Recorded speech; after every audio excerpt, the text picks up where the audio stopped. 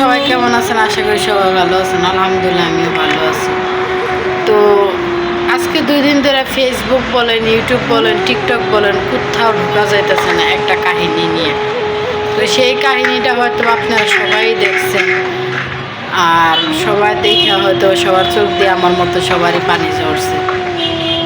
ভাই, একটা লোক যতই অন্যায় করুক তারে এইভাবে মারাটা ঠিক হয়নি আপনারা, ঠিক আছে? উনি একটা ব্যবসা করতো, জানি না কি ব্যবসা করতো।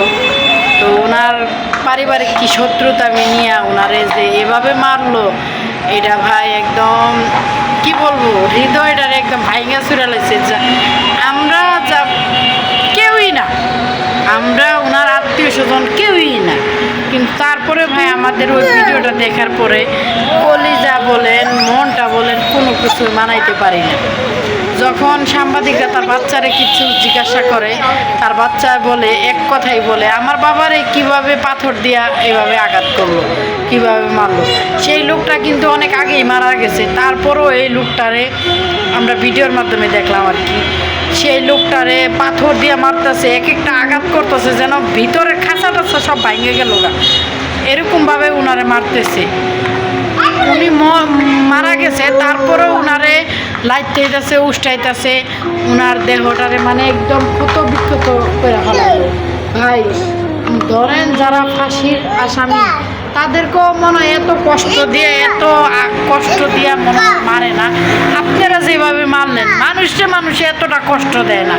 আমি কখনো এরকম ভয়েস ভিডিও নিয়ে আসি না। হ্যাঁ, আমি ভয়েস ভিডিও করি, কিন্তু এরকম ভয়েস ভিডিও কারণ আমি কি কোনো কথা নিয়ে আমি ভয়েস ভিডিও করি না। কিন্তু এই কাজটা করা ঠিক হলো না ভাই। পাপেরও পাপ করলে শাস্তি আছে, কিন্তু আপনারা যে পাপটা করলেন, এই পাপের কি শাস্তি আমি জানি না। তবে আমি সবার কাছে একটাই অনুরোধ করি, এটা যেন দ্রুত কোন একটা বিচার হয়। জানি আমি ভাইরাল না, হ্যাঁ, আমি যদি ভাইরাল হইতাম তাইলে এই ভিডিওটা হয়তো বা হাজার হাজার লোক দেখতো, কিন্তু আমি ভাইরাল না।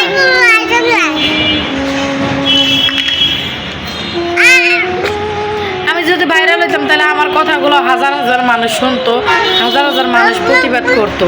তবে আমি সবার কাছে অনুরোধ করি, আমার এই ভিডিওটা যারাই দেখবেন তারা অবশ্যই একটা করে শেয়ার করে দেবেন, আর সবাই প্রতিবাদ করেন। ভাই, লোকের ফ্যামিলিরা যে কীভাবে কান্না করে ভাই, দেখা চোখ দুইটারে ধরে রাখা যায় না।